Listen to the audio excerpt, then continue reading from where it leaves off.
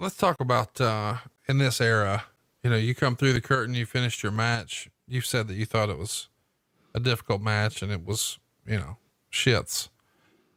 Do you shower and hit the road right away? Or in this era, are you expected to, quote unquote, pay your respects and stick around and watch the rest of the matches? In today's world? Back then, 1988, what were you doing? No, you would sit there and try to figure out what went wrong, and you would, while it was fresh in your head, try to fix it for the next day. Okay, this didn't work. I'm going to try this. And you would go ahead and document it and put it in your mind, dedicate it to memory. And you would get a shower because there was always a trip after the show. It was either a flight, like I said, 6:00. That's on the plane in the air. That means a 4:00 wake up if you're staying right there at the airport. If you're on late and you don't get back till 12, time you eat something and get to sleep, it's 2. You're up at 4. Do the math. You've had a pretty long day. So guys wouldn't hang around when they were done. They were allowed to leave, and they should have been with the travel schedule that they were under. Meltzer would say of this card, overall, this was the best booked major card in years, at least as far as the ones I've seen. The announcing was excellent as well, particularly Jesse Ventura, who was far more prepared than he was at WrestleMania. The camera work was just fine. Overall, it was as good of a show as the quality of the matches and workers involved would allow. Of course, it's also the first time we get a tease, a little bit of a rift between Hulk Hogan and the Macho Man. Of course, they win the match and they're your sole survivors, but there is a tease. There's trouble a-brewing. This is going to wrap up your first pay-per-view in the WWF. You've been a part of several big events for Jim Crockett Promotions. Overall, were you happy with the experience, of working a big WWF pay-per-view? How did it compare to working a pay-per-view for JCP? Well, on the, for Jim Crockett, if you try to compare that match to being in a cage with the Rock and Roll Express with Ole as a partner, no comparison. I was fortunate enough to be in some big matches, some war games, some singles with Dusty, wrestling the Road Warriors in Chicago comes to mind, a lot of things. Being on the Rock and Roll Summer Sizzler tour, Ole and I with Rock and Roll Express running around after the bashes for a week and to smaller towns and see Florence, South Carolina do 44 grand, which was unheard of back in the day. All those things considered, we were just a small part of a bigger picture with WWF.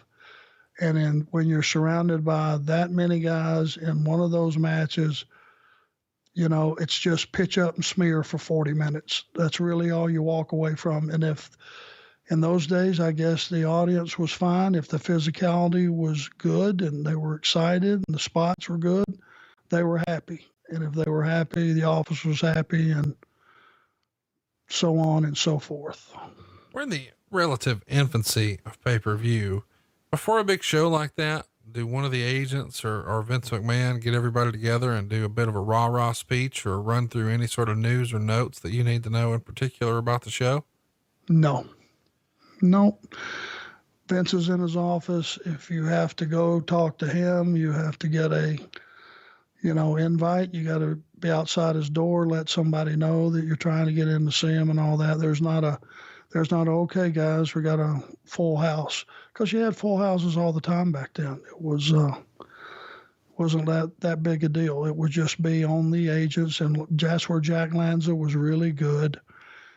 If you asked him a question, he would try to get you an answer. And, I love Jack.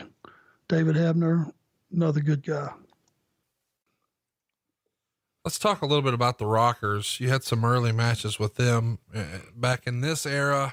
They were known for partying and maybe rubbing some of the older guys the wrong way. I think famously they had an issue with Andre and a few other guys. It wasn't always the smoothest road for the Rockers. What were your matches like with them here in '88? Now, is this prior to us shooting the angle and working with them everywhere? Yeah, this is as soon as you come in, first 6 weeks you're there. Just a tester, yeah. Pretty much. I knew right away they were something special. Um, you know, they were both so athletic. They had a routine down that was so much more involved athletically. I had came from working with the Rock and Roll Express, who I've expressed many times I loved, plus all the other great baby faces I had the opportunity to work with in NWA. These guys were special. And man, for whatever reason, one of the reasons was probably Shawn Michaels, where he grew up, was out in the San Antonio area, and he grew up loving or hating Tully Blanchard, whichever way you want to look at it. I've heard him say on record, you know, Tully was the first guy that he really gravitated to when he was a fan as a heel, that he respected, disliked, saw the ability, all those things. And for whatever reason, they trusted us. And we assured them all we had was now we knew we were going to go out and tear the joint down with these guys after the first night. We went, hey, if we get our ass chewed out, we get our ass chewed out. I'm not wasting this opportunity. And they weren't positioned that well then either. But man, after, you know, just going out and pretty much just taking 20 or 25 minutes that we weren't designated originally to have, coming back through the curtain, then you started to hear the agents perk up. Good job, man. Good job. And you could tell when you would get back to TV, Vince might call you in and go, hey, you know, getting really good reports on you guys. And everything was full steam ahead.